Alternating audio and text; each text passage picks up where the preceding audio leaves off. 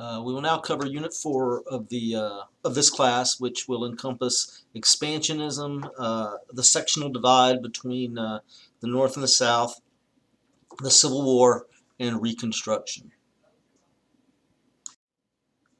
The Age of Expansion. The decades of the 1840s and the 1850s saw dramatic movements of people, dramatic movements of people, sorry about the typo, to the far west. All barriers in the way were removed, including Native American peoples. The concept of manifest destiny was used to justify any and all actions taken in the pursuit of land, religious freedom, and fortune. American settlement in the 1830s and 1840s. During this time, we are continuing to expand. Our settlements encroach on British and Mexican territory, and we're going to talk about that here in just a second. In 1842, the Webster-Ashburton Treaty settles the northeast U.S. and Canadian boundaries, specifically the tips of upper regions of Maine and Minnesota. We have a map that we'll look at in just a minute. And American settlers began moving westward specifically. And they began moving to the Oregon Territory. If you remember earlier in the semester, it was supposed to be uninhabitable and too rugged and rough. Now people are moving out there.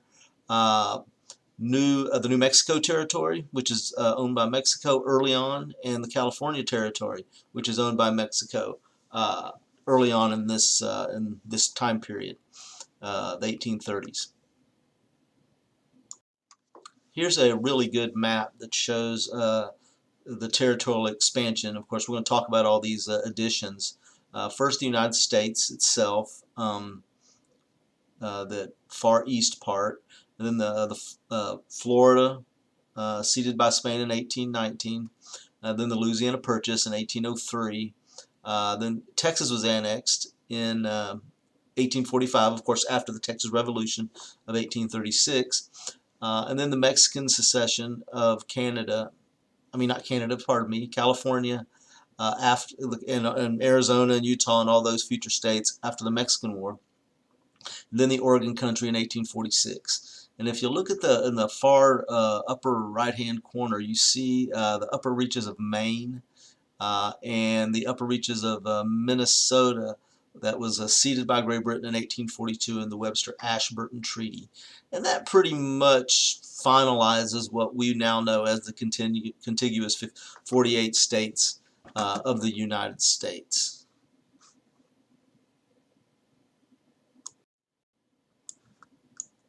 Let's talk about the Texas Revolution a little bit.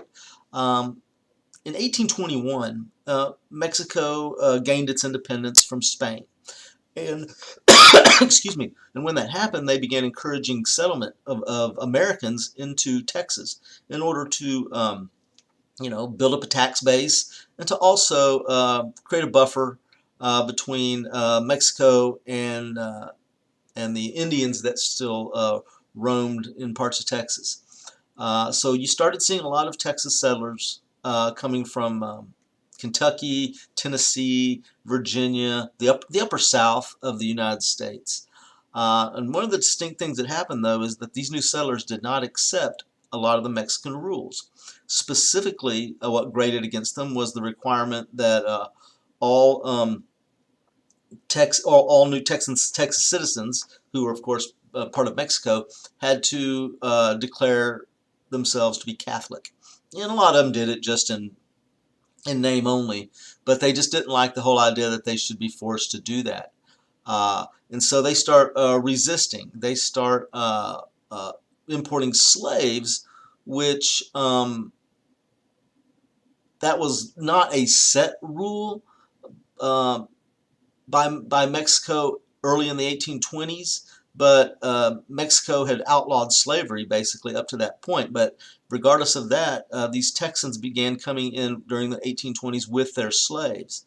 And they also grated at the military presence of the Mexican army in Texas at times.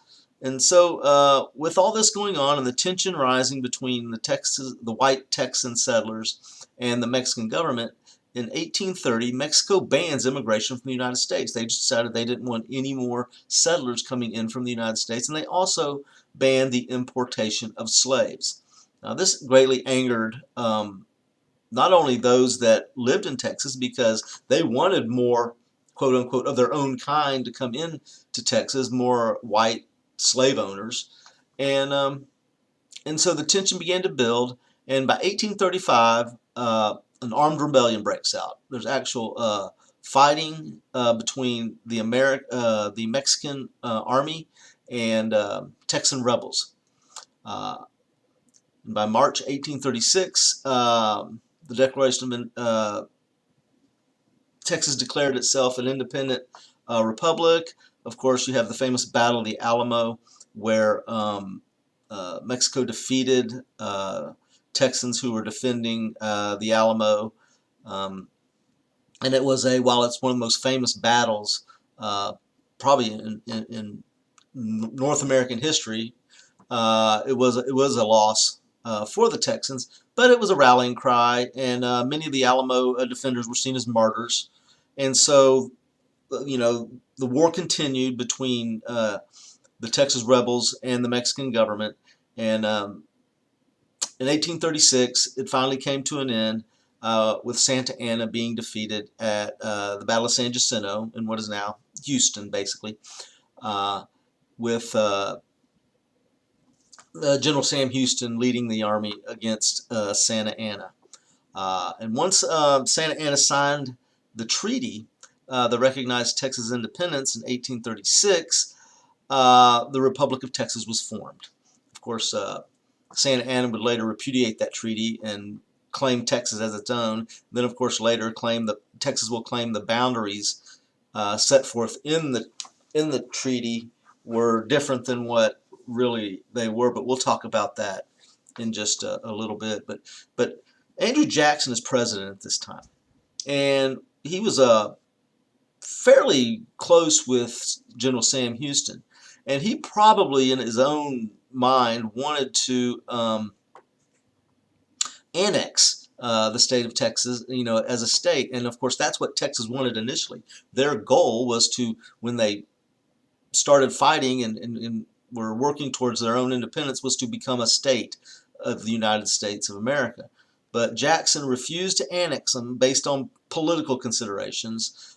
He was trying to cobble together a coalition of northern senators and congressmen to pass his own personal agenda in Congress, and this would have been a battle that might have put that at risk. So Texas is not immediately annexed after they declare independence in 1836, and win the Battle of Independence, but they do establish their own Republic of Texas with Sam Houston as their first president. Here's a map that shows the original Republic of Texas, that kind of purplish area. That was the original Republic of Texas.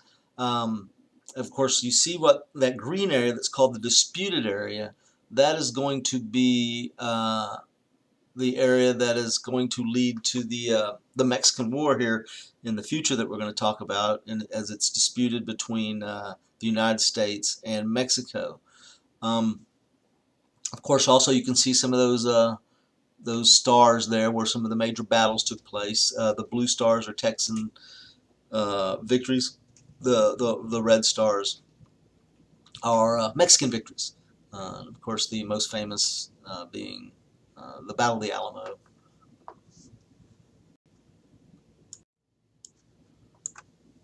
Now, during this time, 1830s, 1840s, Americans were moving westward for a variety of reasons. And then they all had their different routes and trails. Some, like those on the Santa Fe Trail, were moving westward. A lot of reasons just for trade back and forth, because at this point, the Santa Fe was part of Mexico. But as the Mexican and Texas War heated up, travel was made more dangerous, and so the trail was interrupted, but it still was a very important trade route between the Missouri River and the Santa Fe community. Now, most of these trails moving westward, they either began at the Missouri River or at the Mississippi River, because that was considered kind of the edge of the frontier by this point. Anything west of the Mississippi River was considered, kind of a wild, dangerous frontier. Another trail that was highly traveled was the Oregon Trail. It was the main route for settlement into the Oregon Territory. And as more and more people used this route and settled in Oregon and began creating communities and what they considered, rule of law, they began to demand the end of joint occupation, because you remember, the Oregon Territory up to this point is still jointly occupied by the United States and Great Britain. And so as more and more population, Americans move out there, the pressure is put on the American government to end the joint occupation and be annexed by the United States.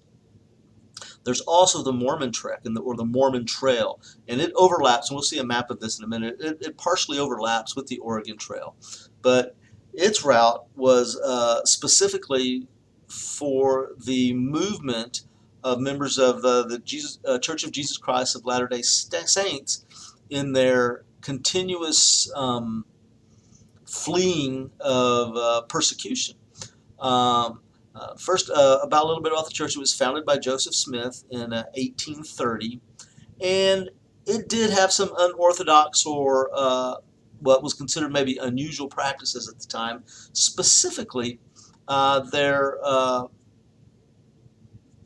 use of or practice of polygamy, or having multiple wives. This was seen as very controversial by most Americans, and so it was established first in New York. The church was, but as they were persecuted there, they fled westward to a place called Nauvoo,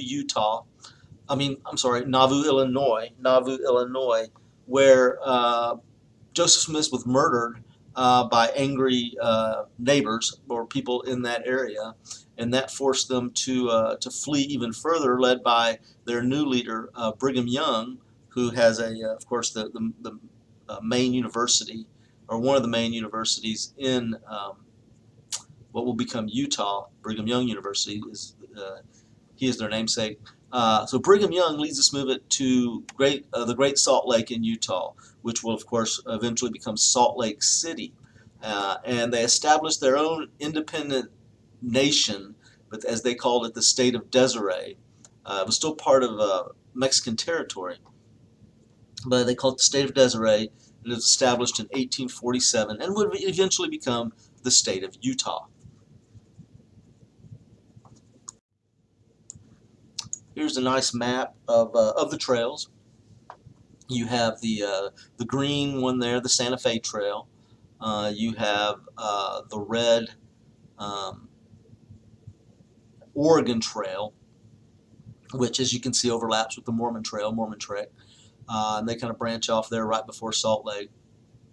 And the Mormon Trek begins on the Mississippi River in Nauvoo, Illinois, whereas the other trails begin in Independence, Missouri, off of the Missouri River. Of course, once you reach near Salt Lake, the Oregon Trail branches off northward into the Oregon Territory. And just a little ways into the Oregon Trail, people who were looking to travel and settle in California branched off onto the California Trail. Okay, Manifest Destiny and the Mexican-American War. By this point, with so many people moving westward, there were widespread calls for annexation of these lands that were settled by large amounts of American citizens, even though they were in places like Oregon, which the United States had a joint occupation with, and especially Mexico, which, they invited them in. And now they're calling for basically a war with Mexico in order to make Mexico part of the United States. And some people are arguing something called Manifest Destiny as a reason for annexation. And it was like this divine purpose, or this holy mission of the United States to expand all the way to the Pacific Ocean westward. We'll talk more about that in just a minute. But there was early resistance specifically to Texas annexation, especially by northern states and northern citizens, because basically they saw it as excuse me, an expansion of slavery, because everybody, there was already slaves in Texas, and if Texas was annexed, it would add senators, U.S. senators, and U.S. House of Representative members that were pro-slavery. And during this time, there was an important attempt by both sides, the pro-slavery South and the, if not anti-slavery North, the anti-expansion of slavery factions in the North, to keep at least a balance in the U.S. Senate, because that was where, of course, all laws have to pass both the House of Representatives and the Senate.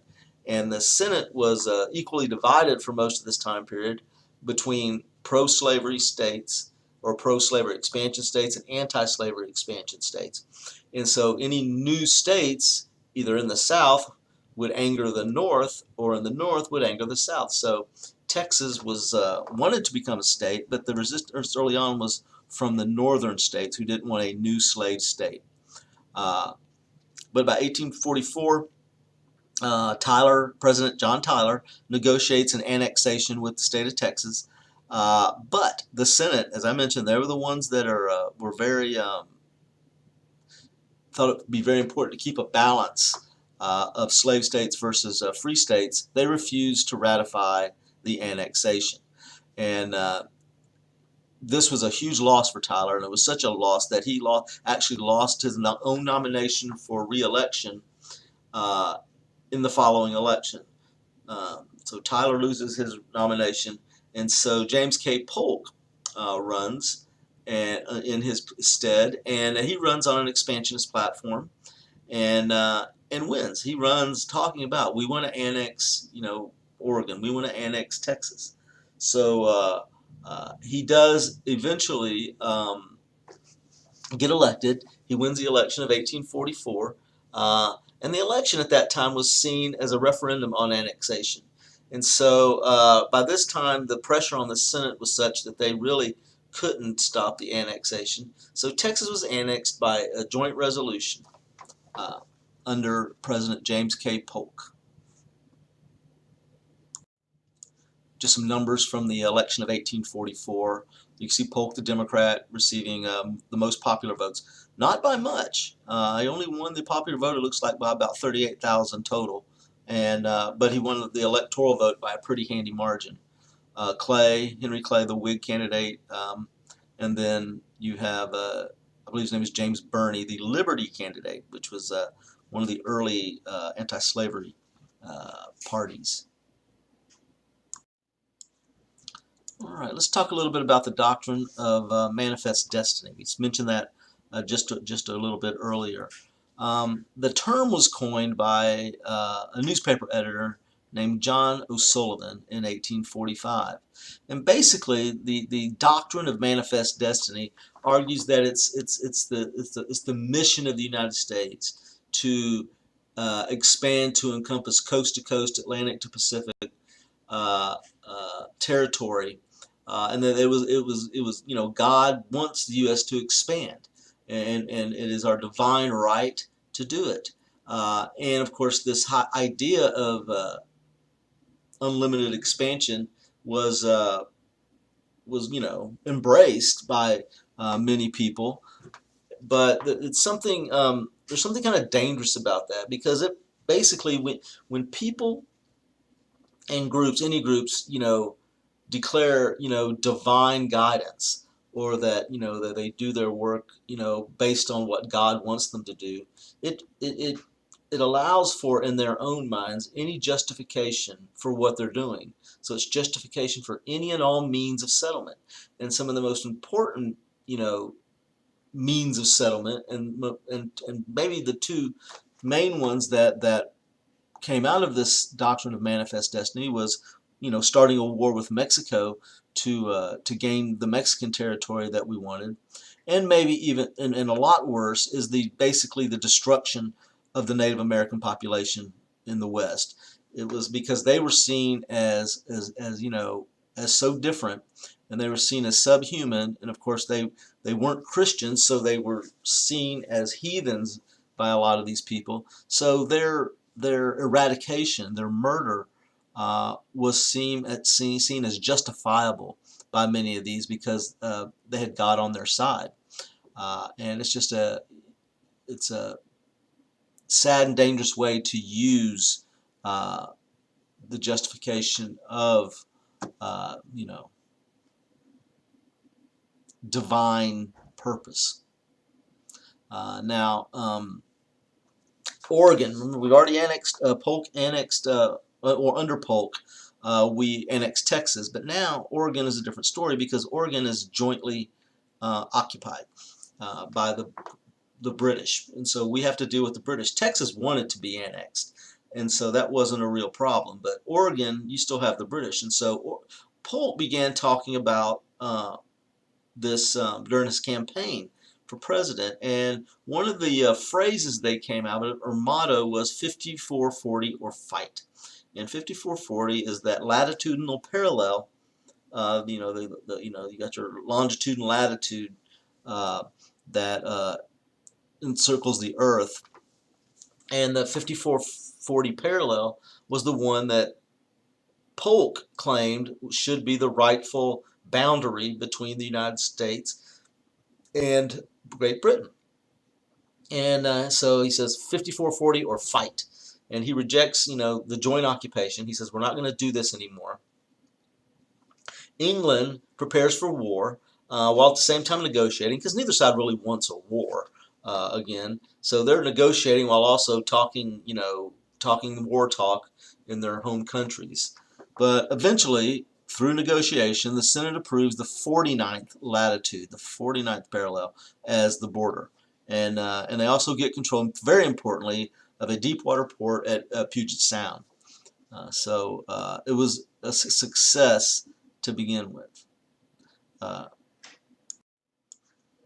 Here's a map of the Oregon Territory, and as you can see how far north that the 5440 parallel is, up right at Alaska. That's how far Polk, made the claim for the United States. And it's very likely that it was just a negotiating ploy to, get the 49th parallel as the eventual border, because that would be just an extension of the existing border of the United States and British North America. And so it worked. And so the eventual border between the United States and what will be Canada or British North America will be the 49th parallel. The next step in expansionism, and as part of this manifest destiny, was the Mexican War. And this had been stirring for a while because there was a dispute between Mexico and the United States after it annexed Texas as to what the real border was between the United States, between Texas and Mexico. If you remember, you can go back and look at that map that we had earlier of the original Republic of Texas, and the border between Texas and Mexico was the Nueces River, which is farther north than the Rio Grande.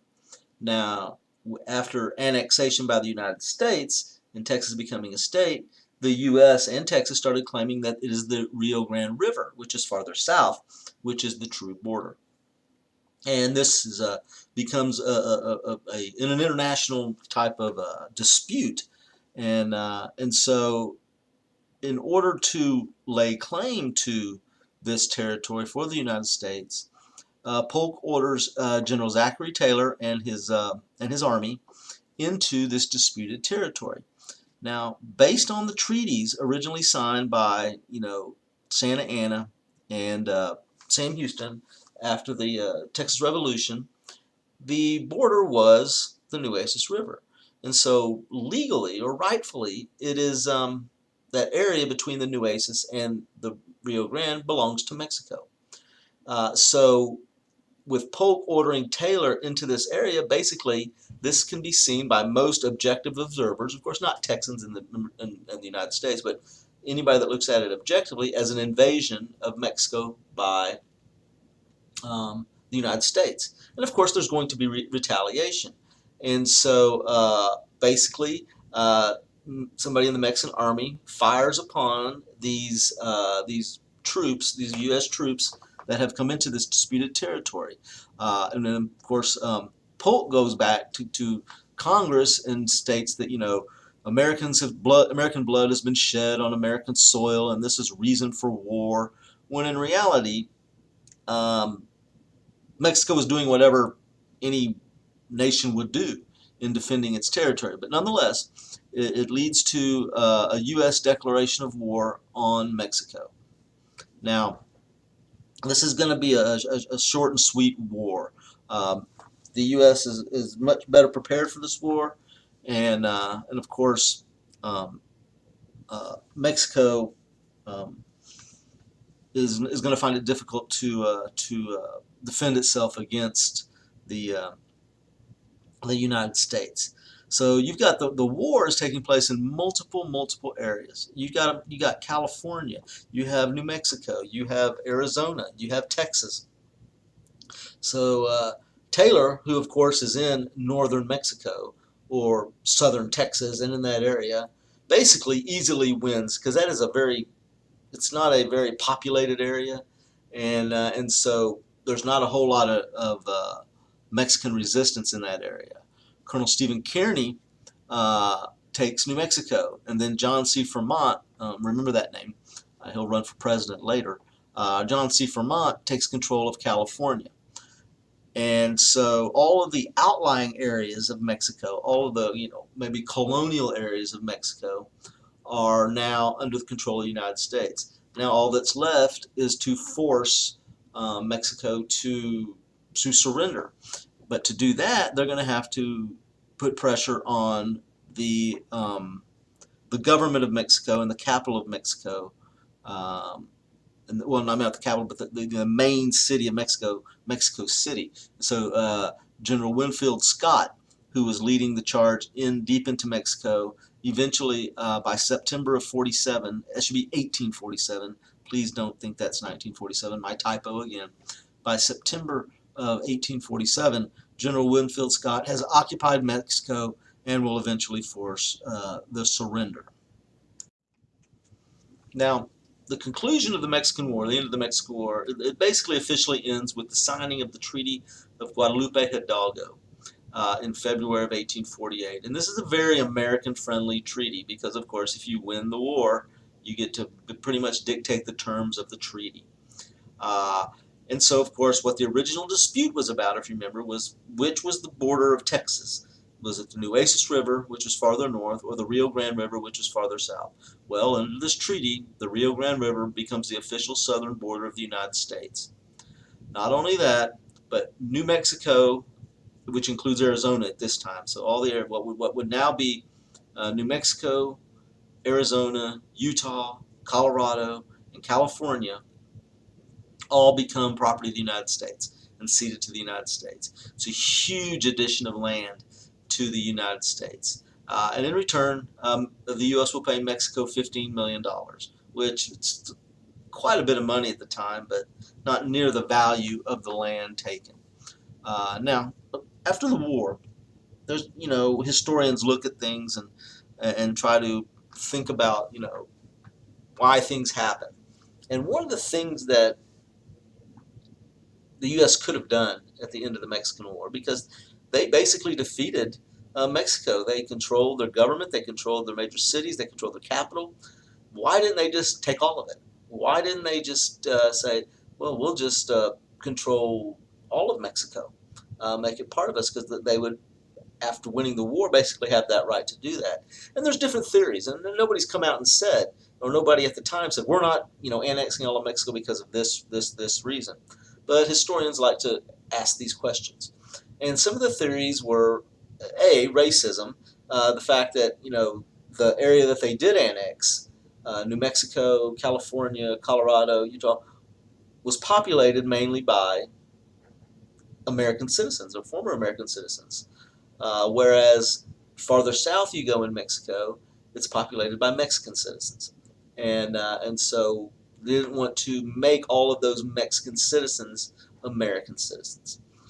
Also, the anti-colonial heritage that was ran through the United States' history. The idea that you don't colonize different people or people of different places simply to control their government. People should be able to determine their own governments. And we have this history of anti-colonialism. So probably a balance between racism and anti-colonial heritage.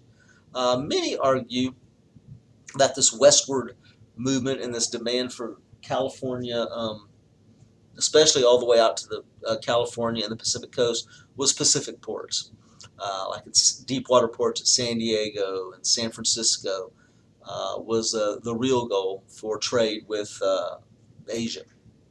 Now, the war wasn't popular with everybody. Basically, the North saw it, American North, northern states saw it as an expansion of slavery. That the South just wanted to continue to expand the system of slavery, and these new states that would eventually they know would be formed out of the land ceded in the Mexican War would become slave states. And so, under this dispute and this argument, a U.S. representative named David Wilmot proposed the Wilmot Proviso. The Wilmot Proviso. And what the Wilmot Proviso says, and it was just a law proposed, but it was the first really kind of volley in what will be the battle in Congress over the issue of the expansion of slavery. His proposed legislation said that any new land gained in the war with Mexico will slavery will be outlawed, or slavery will not be allowed. And of course, this opens up a huge debate. It greatly angers the South. It eventually does not pass, but just the open discussion of the slavery issue was something that caused a ruckus at the time. And so in the end, Manifest Destiny was ultimately limited by racism, how far we wanted to expand, how much territory we wanted to gain was limited by racism and also by slavery and the resistance of the expansion of slavery by the North.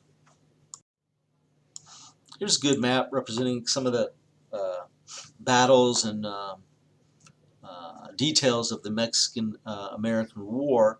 You can see the different treks or paths or troop movements by the U.S. troops, the U.S. victories in battle, the Mexican victories in battle, and of course down there at the very, very bottom of the map is in the red square is where Winfield Scott occupied Mexico City, and just kind of moved via. They got there via water. They just kind of beach hopped down from New Orleans to near Monterey. South of Corpus Christi into Tampico and down to Veracruz, and then it was just a short trek overland from Veracruz to Mexico City. And internal expansion was also greatly helped by communication and transportation advances, specifically the rise of telegraphs that allowed people to communicate long distances immediately and replace, the old Pony Express, and railroads, the ability to cross large tracts of land very quickly via railroads, which replaced horse-drawn buggies and beasts of burden along these trails. This also leads to a growth in trade. The more quickly and efficiently you can go long distances, the more likely you are to find new trade partners and be able to trade more goods and different goods. Also, these internal expansions helped facilitate mass immigration and mass migration across the country. People were much more willing to move out into the frontier and westward if they could, A, get there more easily, but also B, if they needed to go back east for whatever reason, with railroads, they could get there much more efficiently. And of course, one of the great motivators for people moving westward during the middle of the 1800s was the discovery of gold in California in 1849.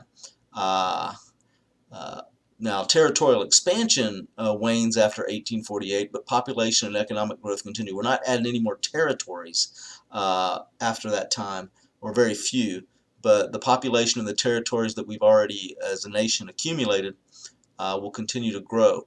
Uh, Also, railroads will finally replace canals as the primary transportation, especially for transporting goods, commercial goods. And of course, just like any new major industry, the railroad industry stimulates growth in other industries, including the iron industry, because you have to have a lot of iron to build not just the tracks, but also the rail cars, and also, you know, the steel industry as well. Uh, Now, these railroads are very expensive, and they can cost a lot of upfront money before you're going to get any money back. So new forms of financing, like bonds and preferred stocks and government subsidies, which is going to play a big role in the building of what will be the transcontinental railroad. Of course, as we're moving westward, more and more people are growing out there, living out there, and it's growing, and it will once again bring up that debate over whether these new, because eventually all these new these territories that are being populated will turn into states, and then they will have voting rights in Congress, in the U.S. House of Representatives, and in the Senate. And of course, that's going to take us back to the same old debate about whether they will be free states or slave states. So this territorial expansion is going to really spur more sectional conflict. And when I say sectional, I mean the North and South are the sections that are going to be in conflict. Here's a wonderful map that represents and kind of shows the growth of railroads. If you look at the red lines, those were the railroads that were in existence in 1850. Okay, so you can see it's concentrated mainly up in the Northeast, in those highly populated northeastern areas, and right there along in the Great Lakes around Ohio, and some along in the south along the Atlantic seaboard. But there was a huge railroad building boom between 1850 and 1860, and as you can see, all the blue ones were built in that decade from 1850 to 1860. So you can see how what a boom in railroad expansion there was during this time, which once again facilitated people and being able to move out farther out west into the frontier, and also people being able to trade more efficiently across the nation. Also, during this middle period of the middle of the 1800s, you begin to see the very beginning of our Industrial Revolution. I mean, it's not what we're going to see as far as an Industrial Revolution in the late 1800s, but you're going to see the beginnings of it. And it begins with the mechanization of agriculture, the ability to plant and harvest large tracts of land and farm it with more efficient machinery. And we'll talk about some of that, you know, later. But it's you know, things like plows that are more efficient and less likely to break. And then the northern economy is becoming very intertwined with industry, transportation, and agriculture. They all need each other, and they all feed off each other. Agricultural feeds the people that are working in the cities in industry, and the transportation advances allow them to sell those products in industry throughout the country. And this is also the era of practical inventions. And after this slide, there'll be another slide that's going to show a list of inventions. But immigration also begins to really expand again during this period. Between 1840 and 1860, 4 million Irish and Germans moved to the United States. Many of them take low-paying jobs in the port cities. You know, they're poor when they get here, so once they land in the port cities, they don't have enough money usually to move inland, move westward to settle. So they just stay in the port cities, take whatever jobs they can find, Of course, when you have a lot of poor people living, in close proximity, it creates what we might call urban slums. And so this poverty is just systemic throughout many of these immigrant neighborhoods. And many of these problems will lead to reform movements. The problems with working conditions and education and prohibition and things like that will cause people to seek ways to fix those problems. Uh, but one thing about all the immigrants and all the immigrants from different parts of Europe is that many of them in Europe they disliked each other. Like Germans dislike the British, the French dislike, the Spanish, and then the British maybe dislike the Irish. Well, many of them came here poor from all those different countries, and they end up working next to each other in factories or on, in a farming community. And a working class experience unifies these different ethnicities into kind of an American working class where, while they may still have their differences and look at each other with distrust, they all understand that they have a common uh, plight, and that is, being working class and living in poverty in the United States. As I mentioned, here's a list of the inventions from 1878 with the establishment of the U.S. Constitution up through 1859. And majority of these inventions kind of helped us to practically, have a more efficient life. It made jobs easier. It made transportation easier. The steamboat, the cotton gin, the jig for guiding tools, all of these things, the steam engine, the steel plow, which greatly helped farming. So all these things helped help the cities grow and help the economy grow during the early part or the first half of the 1800s. This chart shows the immigration numbers from 1820 to 1860, and as you can see, as we mentioned, you see a huge spike in immigration from about 1840 till about 1860, and and as we mentioned before, it was mainly these Irish and German immigrants, really escaping poverty and famine in Europe to come to the United States for whatever opportunity they could find in a better life. And then it drops off dramatically right about 1860 as we lead up to the Civil War. And it's in this time period that we begin to see the development of a new working class in the United States. Um, the industries began shifting factory work from women and children to men. As you remember, men were usually the ones in the agricultural society that worked on the farms, worked the land, and if their extra income was needed or somebody in the family worked in a factory like a textile factory, it would be either the children or women. But now with the industrialization of agriculture and also the huge influx of male immigrants, you now have another group of male workers that can now work in the factories and will replace the women and the children. Immigrants begin to dominate this workforce. Many more immigrants working in the factories. Owners begin demanding more for less because they can.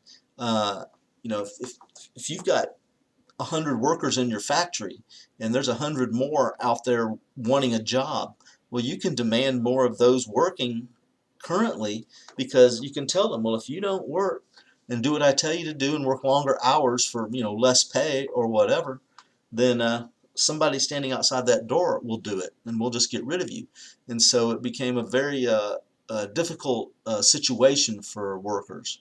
And so workers began to organize to defend their rights, and they began to push back against the business owners to try to defend their rights to certain hours of work and basic pay and working conditions. But adjustment to factory work was difficult for many of these new workers also. Imagine if you grew up your whole life in Ireland or on a farm in America or anywhere. You grew up on a farm and you're always working out in the bright sunshine, and and all of us, and then you do that for 10 or 20 years, and then you show up at 30 years old in America and try to work in a very confined, dirty, oppressive factory for 12 hours. It's a difficult adjustment. Problems with the working class ideal, the idea that the working class was some kind of monolithic or uh, uh, you know all together. Traditionally, ideal was to work for oneself. I mean, this goes against working for somebody else. Goes against the individualism of the ideal of working for oneself. Having your own farm, working your own land, that Jeffersonian ideal. New age earners conflict with the old idea. I mean, you used to have a farm, now you're at the mercy of somebody else.